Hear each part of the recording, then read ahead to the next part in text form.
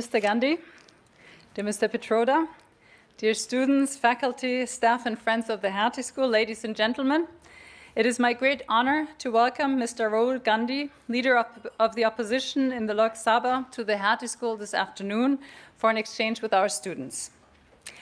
To the Indians in the room, I actually suspect to everybody in the room, Mr. Gandhi needs no introduction. He's been a prominent voice in India's democratic and political life for over 2 decades and stands, like few others, for a secular and democratic India focused on social welfare and inclusive development. Rahul Gandhi was first elected to Lok Sabha in 2004 and has served in multiple terms as Member of Parliament for the Indian National Congress, representing constituencies in Uttar Pradesh.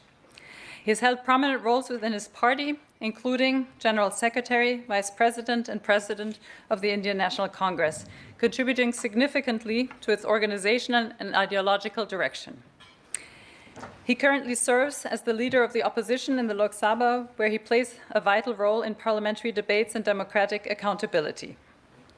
Throughout his public service, he has consistently emphasized social justice, economic inclusion, and the strengthening of democratic institutions. In India, that is true to its constitution. This may not come as a surprise given your family history, but it is worth mentioning in current times where politicians are tempted to redesign political institutions for their own benefit. Trained in different institutions in the United States and at the University of Cambridge, Rahul Gandhi has worked in the private sector in India and the United Kingdom before entering politics. Now, India, we know, is a big and diverse country, and few can claim to know all parts of it well. Yet I would venture to say that you are one of them because you have literally walked across the country by foot, south to north and east to west, in 2 Unite India marches between 2022 and 2024. When you started the first march on the 7th of September 2022, I suspect few believed that you would not see it through to the end. But you walked 3,570 kilometers through 12 states, speaking with thousands of people along the route over a 5-month period. And since you've then gained some practice and you had your walking shoes on, you achieved twice that distance in half of the time, 6,700 kilometers, from January to just March 2024, visiting over 15 states during the second Bharat Jodho Yatra. We are very eager to hear your insights from this unprecedented effort to connect with citizens at the grassroots level.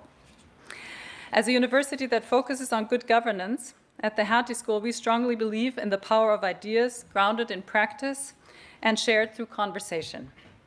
Our graduate programs aim to create an environment of learning where theory and practice meet and where we cross boundaries between disciplines and countries.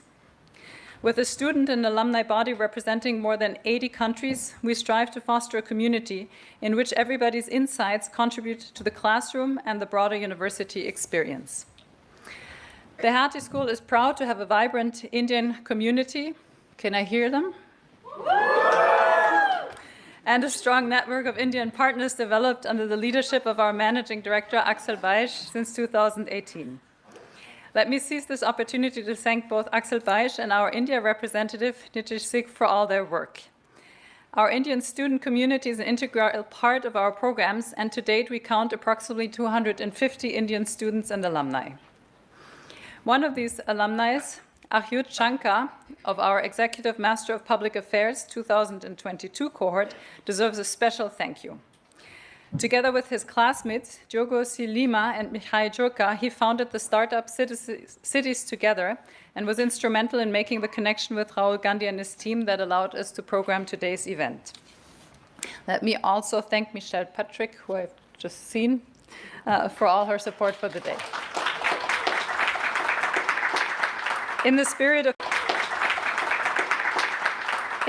of connecting and learning, and of recognizing that listening is a form of leadership in a political world where the greatest threats are growing divisions, please join me in giving a warm round of applause to our distinguished guest speaker, Mr. Rahul Gandhi.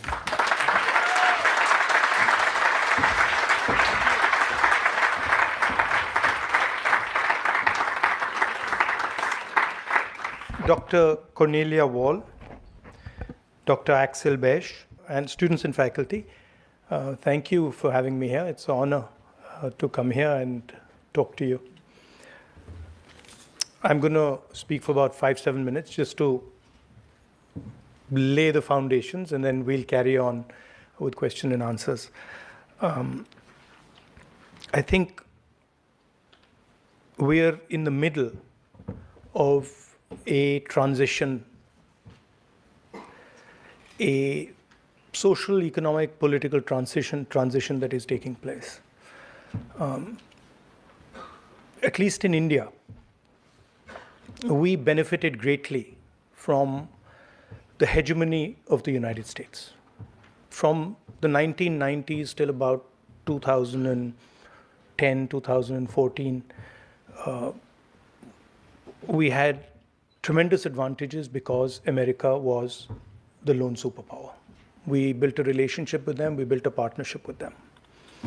And whether it's Europe or it was us, we lived in a unipolar world where, sure, America had its shortcomings, America made its mistakes, but America defined the rules, America defined the structure.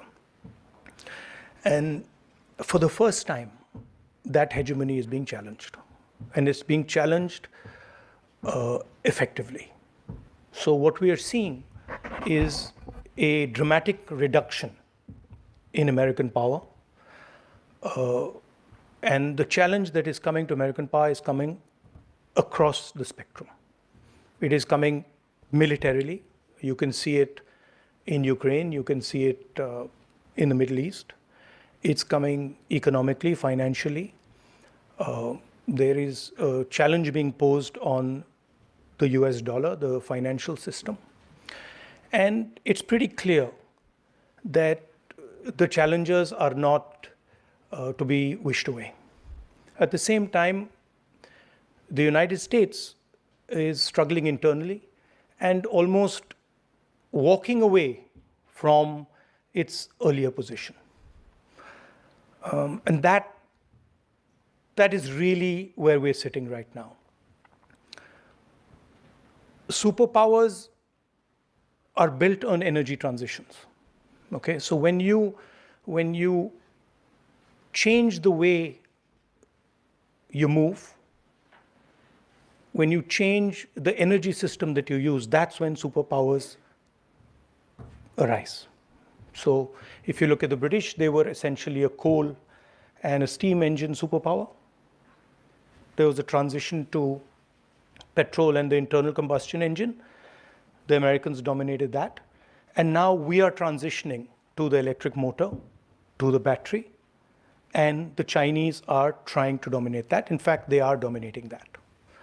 And it was very interesting for me to see. I went to the BMW factory yesterday, and I could see that. I could see that BMW as a company was being torn by these two different types of mobility. The past of BMW is in the internal combustion engine. Their entire plant is designed for the internal combustion engine, and then they are now trying to reshape themselves to build electric cars, build electric motors, etc. And you can see that that is just literally tearing the factory apart.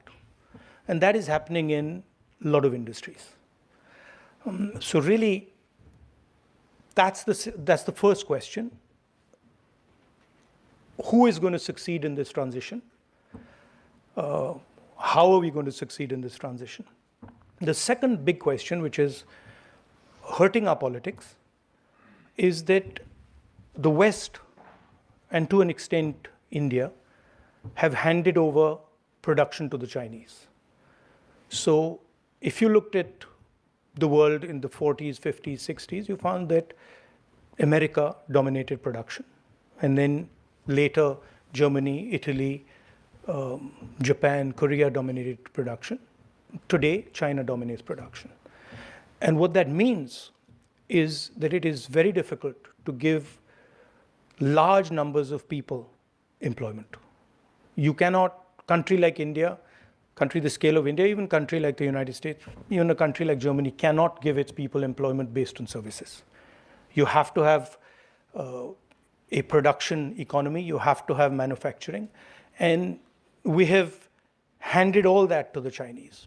So the next big question is, in this transition, how do democracies produce? China has shown the world that you can produce in a non-democratic environment. We have to prove to the world that actually you can produce in a democratic environment. So what are the models that are required? How do you think about production in a democratic environment? And what are the type of partnerships that India, the United States, and Europe can create to produce in a democratic environment? My view is that it will become very difficult for democracy to sustain itself if we are not able to produce, because you will simply not be able to give the requisite amount of jobs that you need to create a balanced system. So I think huge part of the turbulence that we are seeing in Europe, in India, and in the United States, the polarization of the politics is because we're not able to give our people jobs. And that's happening because we have basically said, China, you produce for the world. You know, look around you, you'll see that pretty much everything that you're using is made in China. And that, at least for a country like India, is a problem. We have the capability to produce, we have the population to produce, we have the cost structure to produce, but we've just not done it. And so that's really for us the challenge. And for me, any partnership that we build with the United States or we build with Europe has to include the idea of production in a democratic environment. So I'll stop there. I look forward to hearing your questions. Thank you.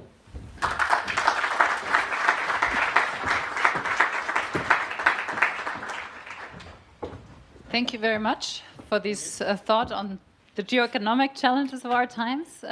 We can host questions. I don't have an opening question because I actually suspect there is a lot in the room, unless I see no hands, in which case I can fill in questions. But don't be shy. We will maybe collect two to start with. You were first. So there's a microphone coming around, and then we'll move over here second. So first here on the left, please present yourself and ask your question. Thank you very much, Mr. Gandhi. In fact, just before coming to Hertie, my last assignment was working with the Congress, and it was the Karnataka elections, which the Congress did turn around and emerged victorious. Why do you think you've not been able to replicate that in any of the other states? That is the first question. Second question, I would just keep it very short. If you come to power, how would you create jobs? It's the thing on everybody of our minds. So there are, I mean, we have been able to replicate it.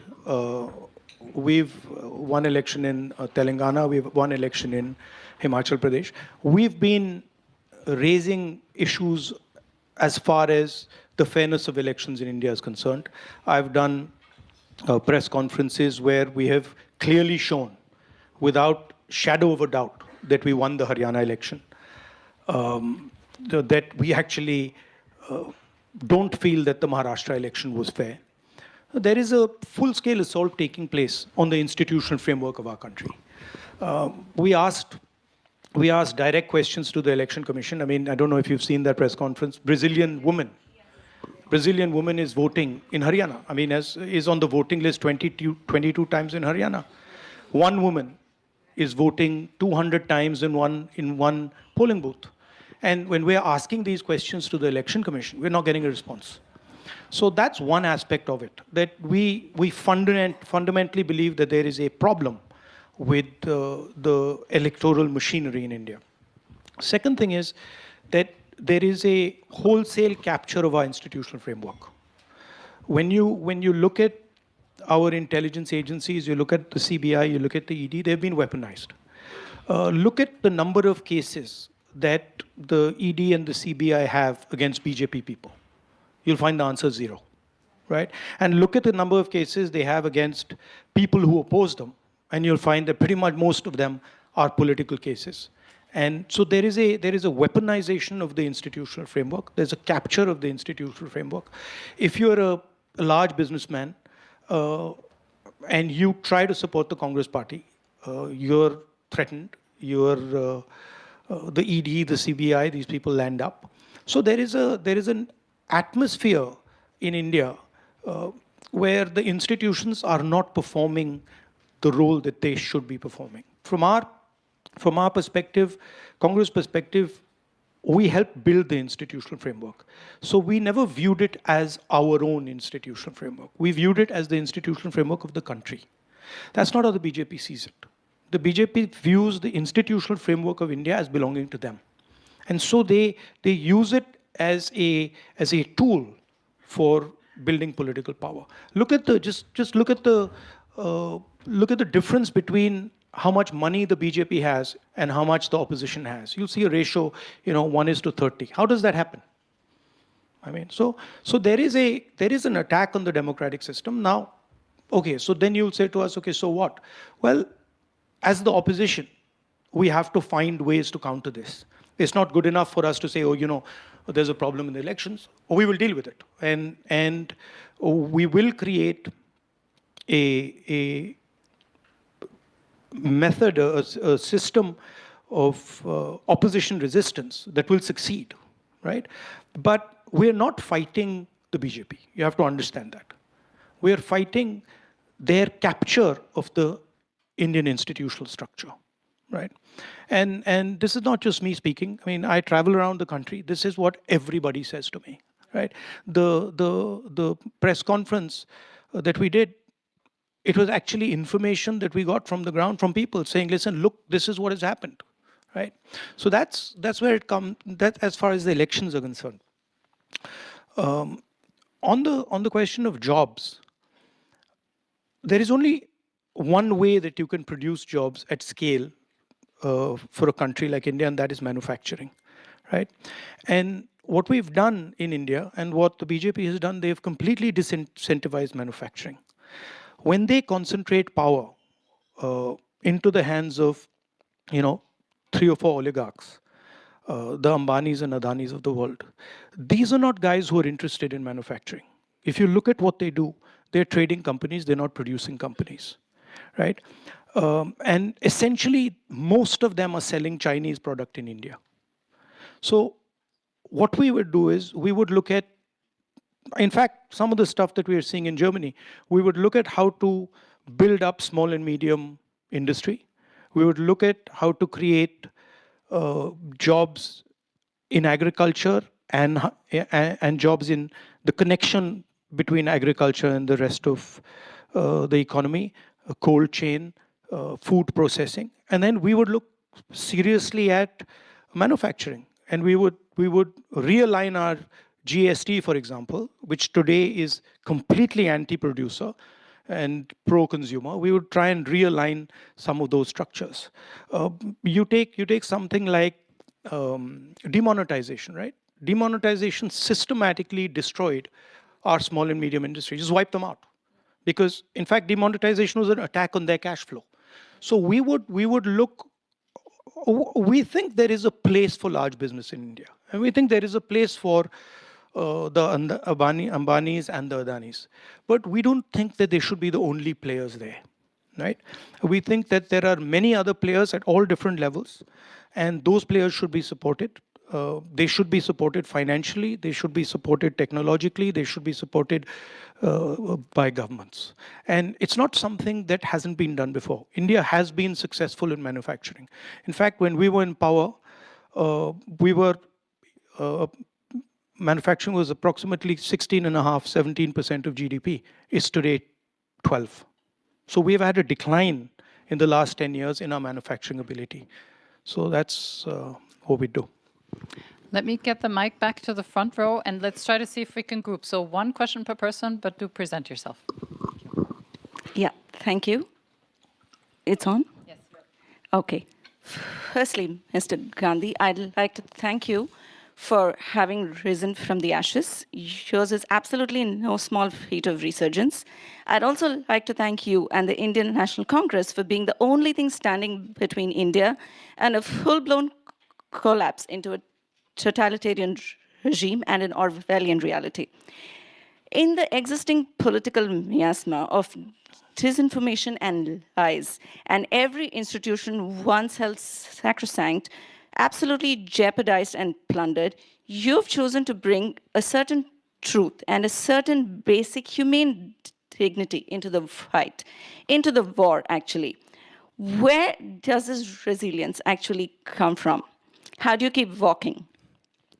How do you keep coming back to this big, incredible idea of India that some of us think has been irredeemably lost?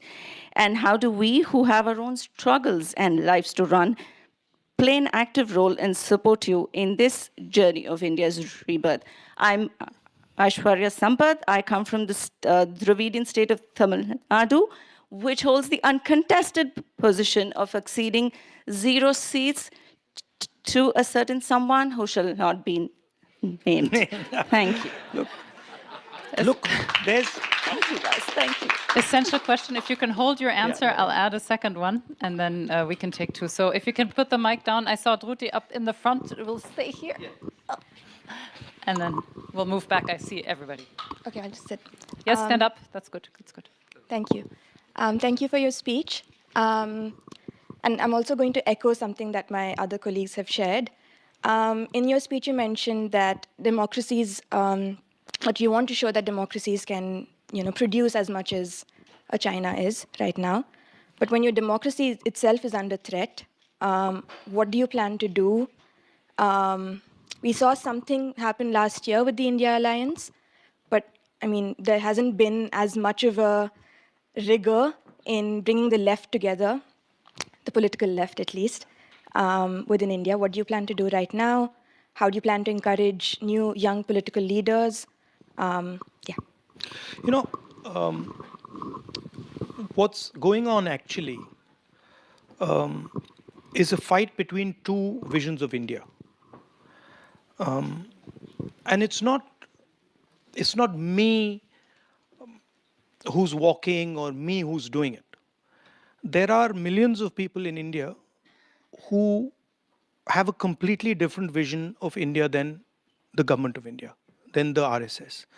And this is not a new thing. This is not something that has started 10 years ago or 15 years ago. There have always been 2 visions of India. There has been, in Indian history, throughout Indian history, the democratic impulse, conversations between people, decisions through consensus, and there has also been the idea of a king, right? And essentially, that's the fight taking place. Are you going to be ruled by one person, by the whims of one person? Or are you going to be ruled by a conversation? And there are people on both sides of that equation. There are many people in India who feel actually we should have a strong leader and nobody should question him, and that's it. And let's not have all this discussion. It's a waste of time. And then there is the other side that says, listen, India is actually too complex, too diverse, speaks too many languages, has too many different ideas for one person to decide its future. And actually, India should be a conversation between its states. If you read our constitution, it says India is a union of states. Now, she's saying that she's Dravidian, she's Tamil. This is a particular vision of the world. It is a different vision than, say, the vision of the people in Uttar Pradesh. She speaks Tamil, her history is Tamil, her entire thought system is fundamentally different than, say, the people of Uttar Pradesh or the people of Bihar or the people of Nagaland. So what we are saying is she should have a voice. And we are saying that, in fact, as many different cultures, different ideas should have a voice. And we have shown since 1947 that we can actually do it, that we can actually have a conversation. It's messy. It's not, it doesn't look neat. It's messy. It sort of creates tension sometimes. People get irritated sometimes. But we've been pretty successful at doing it. Now there's a new model which says, actually, we don't want to have this conversation. We're going to decide everything. And we know better than what the people of India know. And that's where I have a problem. Because for me, India is its people, and there is nobody who knows better for what India needs than the people of India. You know, on the India alliance thing, see, you tend to see the alliance building up when an election comes. Look at it slightly differently. All the parties of the India alliance do not agree with the basic ideology of the RSS. That's the point, right? And you can ask any of them. None of them will tell you that actually we believe in the ideological position of the RSS. So we are very much united on that question. But we have tactical contests that take place, and we will continue to have them. But you will see that when it comes to the opposition requiring unity, and you see it every day in Parliament,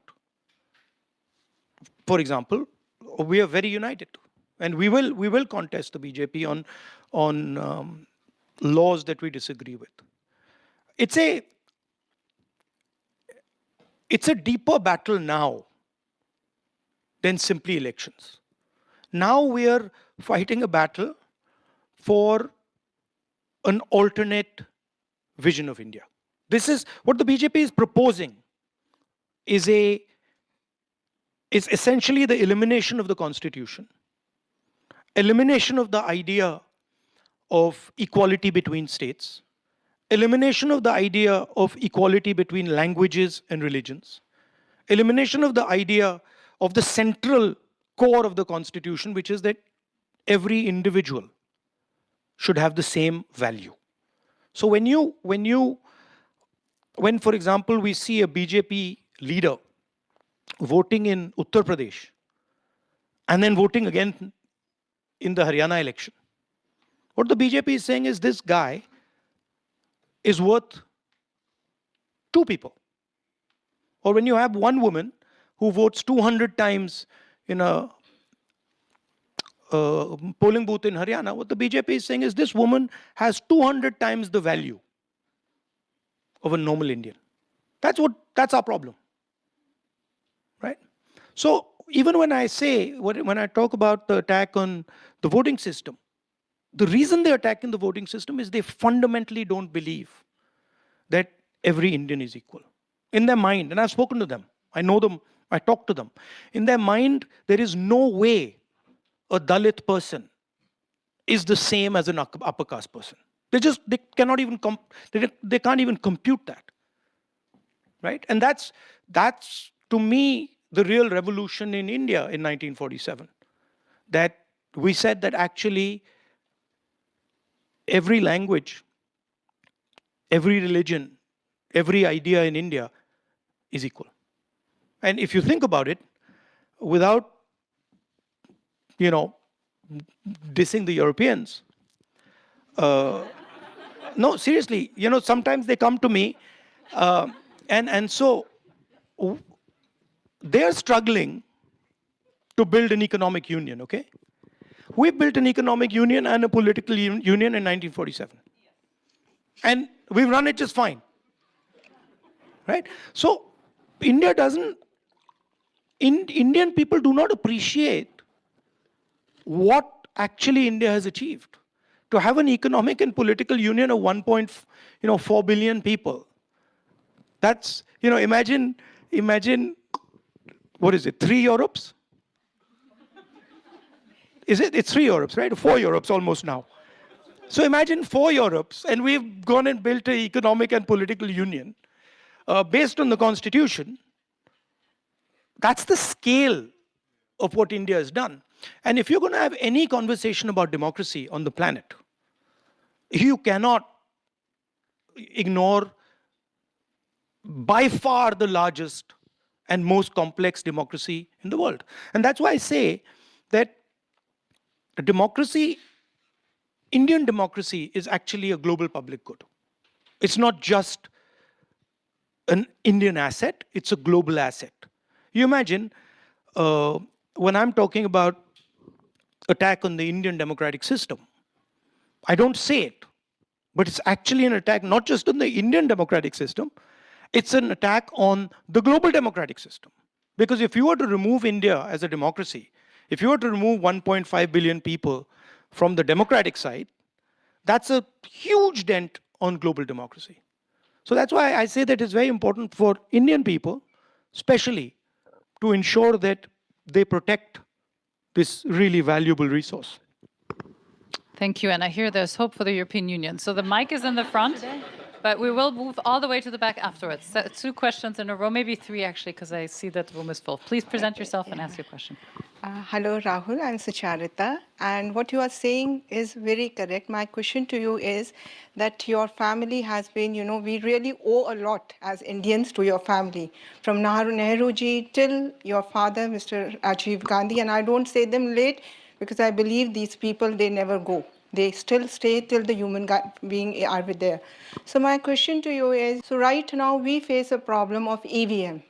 Because EVM is eroding away the very fabric of democracy. What you said is very correct.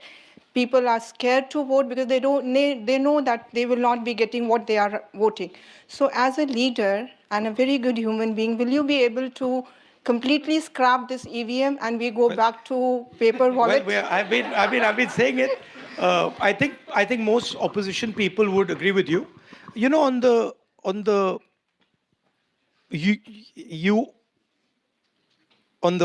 you owe my family. No, I don't see it like that. See, I think we just represent the voice of people. You know, whether it's my great grandfather or my grandmother, they just represented the voice of people, and because they represented the voice of people, they got love and affection from people, and they were able to do what they did. So actually, if anything is to be owed, it is to be owed to the people of India, not the other way around. Yeah, that's true. I mean, that's fine. That's true. But look, we cannot. There is a number of people in India who support Mr. Modi, and we cannot get away from that fact. But a lot of us do not agree with his ideology. We do not agree with the vision of India that he has. We think that the vision will fail. We think that the vision has tremendous problems, will create massive tension in India, will make Indian people fight with each other. So we will fight it, right? And it's a clash between 2 visions of India. Thank you. Teja, present yourself and ask 1 question. Hi, Mr. Gandhi. Thank you so much for this speech. I want to pivot a little bit away from the democracy questions that we've gotten till now, and I want to go back to your speech. You've talked a lot about production and how it's important to give jobs, but I wanted to take a step forward and look at the environment of India. And the complex of environmental governance we've seen from the Modi government, from the Nicobar to the Aravallis recently, and with the intense amounts of air quality pollution in New Delhi, what you're saying adds a humongous amount to the air pollution and to the pollution, to the environmental production of India. And it's going to only make it worse. So I wanted to place your plans within the environmental capacities of India and what we can do. And also, I want you to contextualize your plans within Congress's current governance structure and what your plans are given India's environmental output. This is the expression I hear from many people I meet, right? Every time someone says to me, listen, I don't have a job, right? They're expressing to me the idea that the state needs to figure out a way to give them a future. Okay? There is no contradiction between producing and pollution. Fundamentally depends on the type of fuel you use, on the type of energy you use, and your strategy on how you're going to fuel that production. right? Also, there are all different types of production. There is agricultural production, there is handicrafts, there's a huge set of different types of activities that you can do and you can choose to do. You can choose to do those which are very, very polluting. You can choose to do those which are not that polluting. If you look at our pollution problem in our cities, right? A lot of these problems can actually be solved with correct government intervention.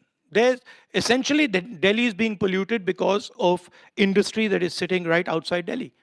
You start to regulate that industry, you start to transform the way they work, you'll start improving the pollution in Delhi. Thank you. Let's move to the left side of the room and stay somewhere in the back and then maybe move back to the front. By the way, just as an aside, Germany produces, right? There's a lot of production taking place in Germany, but the air looks pretty clean to me. So, right? So this is the idea that if you produce, you have to, have pollution there. Yes, to an extent it's true, but there are many things that you can do to ensure that you're producing and damaging the environment less. I'm not very good at grouping questions, but let's try again. One short question, present yourself, and then we'll take one from the very left end of my side. Thank you for being here. I'm David. I come from a region that had a painful coal exit in Germany in the 70s. And you talk a lot about energy transition. So my question is, how do you navigate the dialogue around climate change? We have the historical responsibility that lies with Europe and the US, but that moral superiority stands vis-a-vis very practical considerations of we need to get places in terms of climate mitigation, right? So how do you navigate that conversation in a place where people have really different things at the top of their mind in terms of their income that's more important, and then you have all of these coal regions where those are the bedrocks of the income. So how do you navigate that conversation in your country? Yes. For a country like India, it's not an easy conversation, but the difference between a country like Germany and India is that there's a huge amount of infrastructure that we are going to be building in the future. And you have already built most of your infrastructure, right? So we can view green energy as a strategic advantage. We can think about green energy as building a strategic advantage for us. And we can think about using green energy for all the infrastructure that we are going to build in the future, right? And we have scale. So a lot of, if we use green energy to build our infrastructure, we build other capabilities that we can give to other people, right? So I don't view the idea of energy transition as a non-strategic thing. You can actually gain a huge strategic advantage by making this transition fast, right? Look at what China has done in electric vehicles, okay? They have, using a different form of mobility, they are now having a huge competitive advantage, right? I mean, you can see what the European and the auto industry is faced with, because they have decided to move, right? So for countries like ours, where we have a lot of infrastructure to build and we have large scale, we can actually do quite interesting things that transform the way energy is used. Thank you. Over on this side. Hello. Hi, I'm Nima. I'm Hertie alumni, and I'm from your neighboring country, Nepal. So my question to you is how... You've got a new government, we see. Yeah, interim government, and we are going into election soon. So my question... How's that going? So far, it's going good. We are at least in a good pace, but I don't know like how the future looks like. There are so many external actors playing around, so which we are Who are the external actors? like there are, especially like it's the Gen Z that they call, but even a lot of Gen Zs are divided. Right. So there are every podcast and every interview is coming from different Gen Z groups. So we are a bit concerned about that, but hopefully everything turns out well. So my question is also kind of revolving around that area, like in this day and age of algorithmic divided world and driven world, what advice do you want to give to emerging leaders who are who are more tempted towards adopting more populist way of strategy to mobilize their support and like campaigns? How can leaders can adopt more radical listening and then be more like kind to and empathetic towards each other rather than being divided? So that's my question.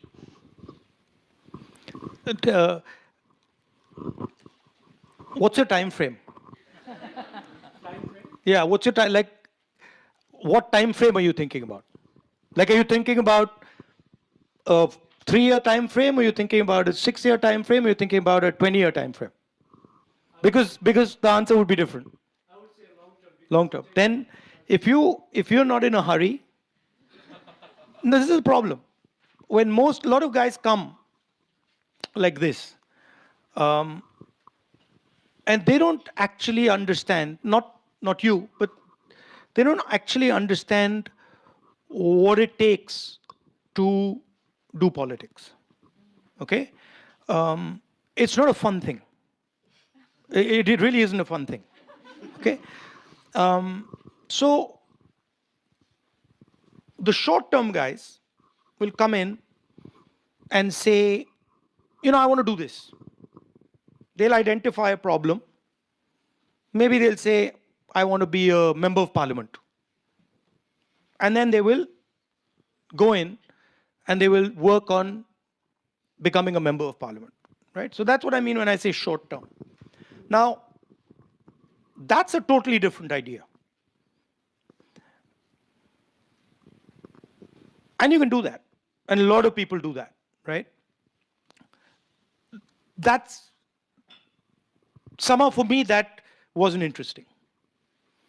So then there's another system. And the other system is you go into yourself and you say, okay, what is the thing that I will defend? No matter what happens. The one thing or the two things that I will defend. And then you defend those things, whatever it is. Now, what happens in that system is it looks like you're going nowhere for a long time. And people will say, this guy's crazy, normally. But after some time, you start to get traction. So it's like, you know how compounding works? You know how compounding works? It's like that. So when you start compounding, you can't really see anything. And then you're like, this doesn't work, this doesn't work, this doesn't work. And then suddenly, the thing starts to move. So I had a thing in my mind when I was your age, which was that, can you actually do politics by being truthful? Like, everybody told me you can't. Everybody says, listen, if you're truthful, forget it. And then I realized it's actually the people who are doing the short-term game who are thinking that. Because if you're playing the 5-year game or the 6-year game, then yes. If you're truthful to somebody and he's going to decide whether you're MP or not, you're not becoming MP, right? But if you're thinking longer term, then the truthful stuff becomes gold. Then it really starts to work. So there are these two types of politicians. One who compounds trust. And it's quite fascinating what starts to happen when you do it seriously. It's actually mind-blowing. right? It takes a long time, and people think you're crazy.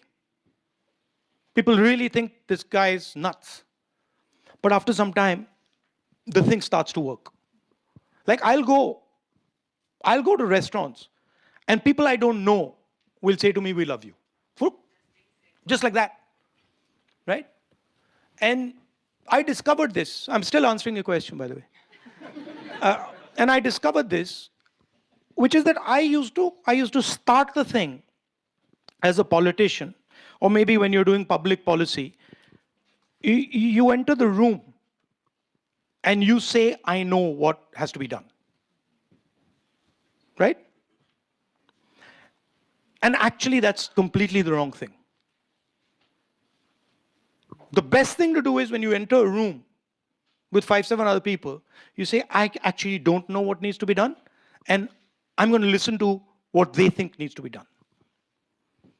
And so you move from this thing of talking to yourself and building a little theory of the world in your mind and then trying to run it, to suddenly going quiet and listening to what is this guy now going to say.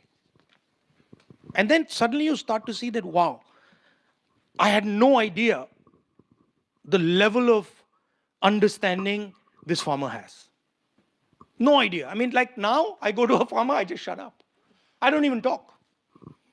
Because he's a master of his trade. And anything I tell him about what he does is actually meaningless. So to me, it becomes, once you say, okay, listen, I'm going to go down the trust route, then the next automatic step has to be, I'm going to go down the listening route. Because if I'm going to build trust with Sam and I don't listen to him, that's not happening. So that, to me, if you're serious about politics, that's where the real players are playing. If you're not serious, then do the 5-year thing, 7-year thing, 10-year thing. Maybe you'll succeed, maybe you'll burn out, but you won't enjoy yourself. Okay. Hi, Rahulji. My name is Gayatri Shezwar, and I come from the state of Maharashtra, which has a rich history of resistance and currently a lot of anger with the way the state politics has been butchered. But since we are talking about learning to listen in a noisy world, in this time of total ideological and institutional capture by the ruling government, are we already beyond the point of no return when it comes to listening in the context of democracy and democratic processes? And as my friend Aishwarya put it very well, a lot of us who do not recognize the country that we grew up in anymore, we feel like you're kind of the only thing that's standing in between, like that democracy that we knew and this really dystopian reality. So, well, no pressure. But my point is, everything seems like noise. Where is the hope? No. See, in the beginning I said, look, we had a model that worked for us from 1990 to, I'd say, 2012, 13. What Prime Minister Modi and the BJP and the RSS have done is they've extended that model. So if you look at what they're doing, they have essentially taken the economic ideas of Manmohan Singh and taken them right to the extreme, right? Where we wouldn't take them and we wouldn't allow them to go. But what one has to realize is that the model has collapsed. And the entire conversation that is taking place now, including this conversation, is about what does the next model of Indian growth look like? What does that basic architecture look like? I can tell you already that what Mr. Modi is trying to do economically reached the end of its possibilities about 4 to 5 years ago. It's jammed. It cannot go further. He's got a problem because he's tied himself to 2 or 3 people. who are not going to let it reverse, right? So even if he decides now that he wants to build a different type of model, he can't do it. He's stuck because he's invested too much in the Adanis and the Ambanis of this world. They know, he's they control him, right? So the real interesting thing for me is, what does that new model look like? And what I alluded to here is that it has to have production, right? It has to have a production that occurs in a democratic environment. What he alluded, which broadly I agree with, is it has to have a vision for the environment. It has to have a vision for the weaker sections of society, but the more marginalized sections of society. But it has to create prosperity. It cannot just create prosperity for 10 businessmen or 50 businessmen or 100 businessmen. It won't work, right? So all the angst you're feeling is actually the collapse of a model. And the hope is, and in fact, you people are going to help build it, the hope is, okay, so this is not working, what is the next idea? And by the way, don't think India hasn't gone through this. India has gone through this in a much bigger way before, right? If you imagine what we did in 1947, it was a much bigger transition than is taking place today. I'm not, devoid of hope. I'm actually quite excited about what this thing looks like 5 years, 10 years into the future. And I'm interested in understanding what the different stakeholders feel about it. Right? So I'm interested in understanding what students feel about where our education system should go. So you shouldn't, and you come from the state, from the state where the core of the resistance to the RSS idea comes. So you are right there. You're where the battlefield is. So the mic is over here. We'll take one more and then 2 questions in the middle, because we also have to watch time. Go ahead. May I use my mic runner privileges to plug in a question of my own, if that's okay? Hello, Mr. Gandhi. Thank you for being here today. My name is Michelle. I'm an MPP student. A lot of us here have worked in the policy environment in India. And it's very frustrating when good research, policy analysis, strategies are in the system, but they're put on the back burner because they're not about issues that are electoral agenda issues, but still very important. Press freedom, women's representation in politics, LGBTQ rights, climate is one of them. So as future policymakers and as citizens, my question is, do we just have to make peace with the fact that these issues will forever be back burner issues, and perhaps if there is space in the agenda, they might feature? No, you'd be surprised at the amount of room that exists in our system for non-central issues. But you have to know how to drive them, right? So for example, there are many such issues that can be driven very easily through parliament if you get the right set of people interested in the issue, right? You can't ignore the democratic process. So you can't say that, listen, peripheral issues are going to be the center. They never. But you can be sensitive to peripheral issues, and you can have a mindset where you say, okay, this is not a central issue, but we'll make it important. For example, in an issue that comes to mind is the tiger. Non-central issue, right? But became a very important issue because of how you framed it, right? So framing is very important, right? How you think about putting it across, how you think about framing it, how you're positioning the issue, that is what allows peripheral issues to become central. Hi, my name is Ace Chowdhury. My dad is an immigrant from India. My mom's parents are Pakistani, and she was born and raised in Bangladesh and also immigrated to the States. My question for you is maybe changing the tone a little bit, but my question is, India has a growing defense dependence on Israel, as they are the largest importer of Israeli weapons. Nearly 40% of Israeli surveillance technologies and arms are bought by India. I know you're saying superpowers are dwindling militarily, societally, and economically. How do you view the future risks of deepening this relationship with Israel while India seeks to position itself with autonomy as an independent global power? No, we buy weapons. Thank you. We buy weapons from a number of people. Yes, we buy weapons from Israel. We buy weapons from the Russians. We buy weapons from the Americans. We buy them from the French. And in a complex environment, we have to defend ourselves. We are trying to become self-sufficient in that space. There's a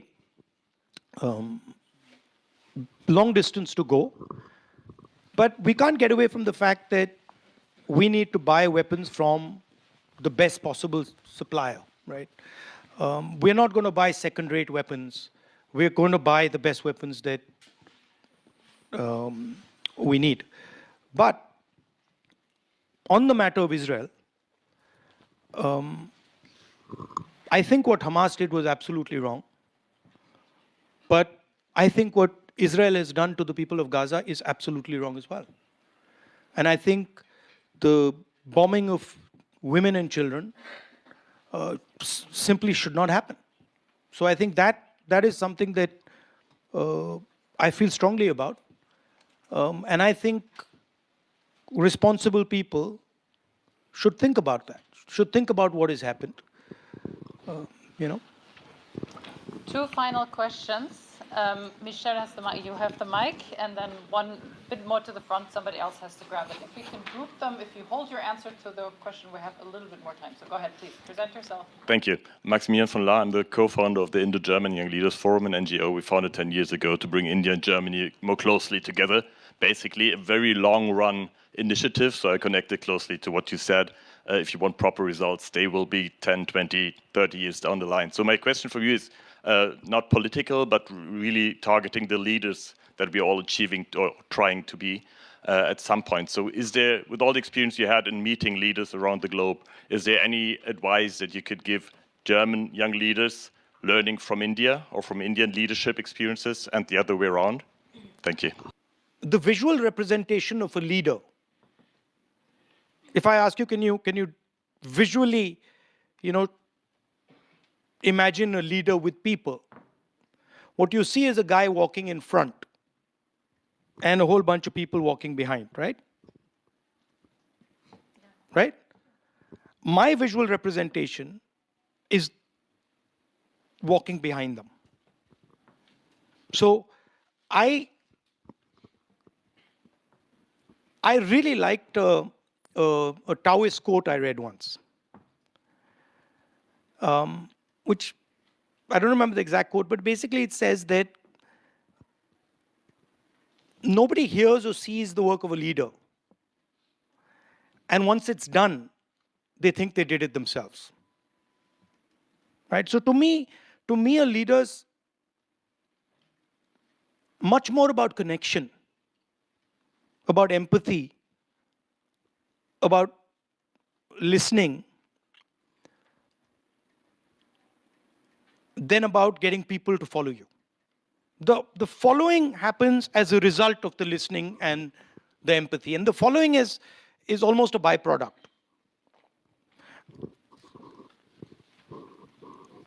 So now this sounds esoteric and sounds as if it doesn't work. But it does. I do it all the time. I'll tell you, before I went walking, and actually I didn't walk 8,000 kilometers, it's wrong. I walked 4,000 kilometers from north to south, but then the one that went from east to west was a little bit of walking, but a lot of car. So you're giving me credit for something I didn't do. So I walked 4,000 from the southernmost tip to the northernmost tip. And I realized two things in that walk. The first one was that as a politician, I didn't even know how to listen to people. Like I didn't even begin to understand what it means to listen to people. Because I was always ready to, you're a politician, you want to tell people what you think. You already assume that I know better and I'm going to tell you what to think. This is the model. It's a model of all modern politicians.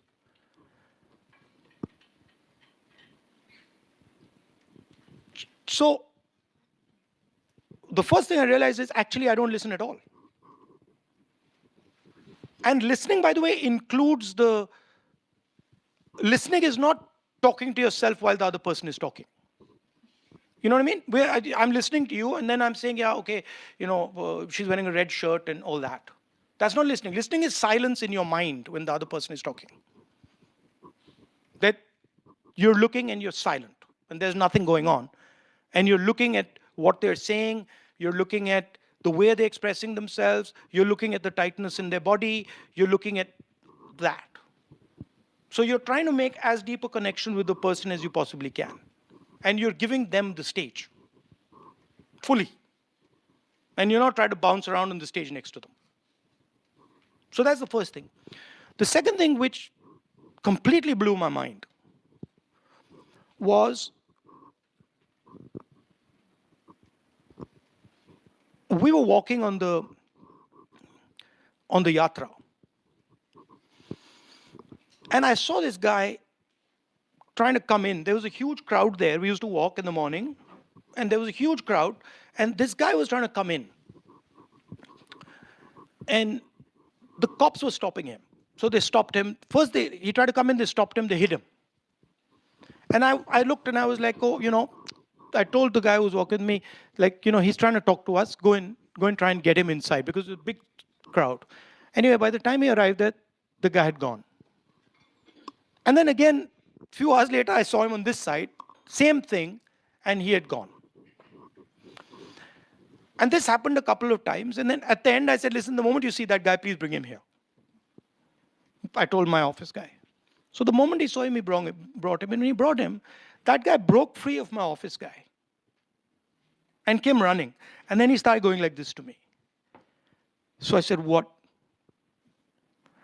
So he said, I know what you're doing. So I said, what am I doing? He says, no, I know what you're doing. So I said, what am I doing? And then he said in Hindi, नफरत के बाजार में मोहब्बत की दुकान खोल रहे हो. Now, do you understand what I just said? No. What he said is that in a supermarket of hatred, you're opening a shop of love. And that thing, I went and gave a speech after that. And I said, I said that line. And that line went like an earthquake. It just literally went like an earthquake across the country. And then everybody asks me, how did you think that thing up? And I'm like, I didn't think that thing up. Right? That thing came to me from the crowd. So the other thing is that intelligence lies in the crowd.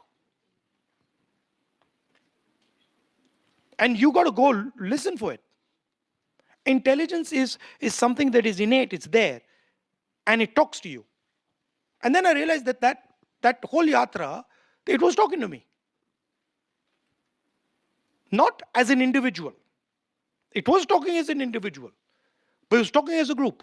That statement that guy made was not an individual statement.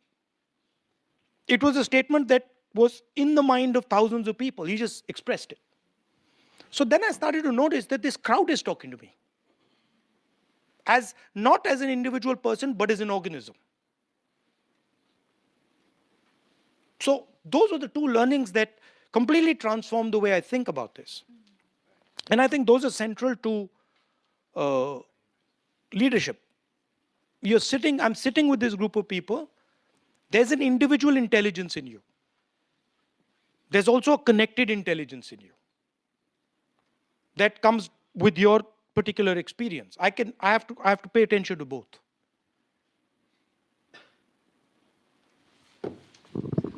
So thank you for all these answers. I saw Mujahid Sheikh had his hand up, and I would love to give you a lightning round question if it's very short and it can be answered with one sentence. If not, I'll have you walk up. But if you can, go ahead with the very final question. I'm going to be very quick. So thank you very much. I think we're all very impressed, and thank you for showing up today and giving us the opportunity to listen to you. I wish you taught the policy process course to our students instead of me. So maybe at some point that happens. And I don't say this often, but my dad was a rickshaw driver in India, so I've broken that socioeconomic barrier to be here in Germany today as a professor at this place. But there are many like me in India who are unable to do that, especially from the community I come from, which is, the Muslim minority in India. I want to know what your vision is for them going forward, because I haven't really heard of that today in your talk. So if in a sentence you can say that. For me, every single Indian, regardless of religion, language, what his father does, should have the freedom to have a vision of his own life and should be able to express that vision and act on that vision. I don't separate people in quadrants of language, religion, in my mind. And I don't like the idea that anybody should be scared in India. This disturbs me. So when the minority community feels scared in India, or the Dalit community feels scared in India, or the tribal community feels scared in India, or a woman who's walking outside at nights feels scared in India, I don't like that. And so for me, that is something that needs to be worked on. And that is something, to me, that is a vision of India where there is harmony and everybody can express themselves. You have a particular religious predisposition, somebody else has another one, there's no conflict between them, right? If you go to the root of all religions, you'll find they're saying very similar things, right? So to me, I value harmony, I value connection, I value respect, and I think an India that gives its people, all its people, respect, connection, is the India that I would look forward to, Now that's a closing word if I've ever heard one. So thank you very much, Mr. Gandhi.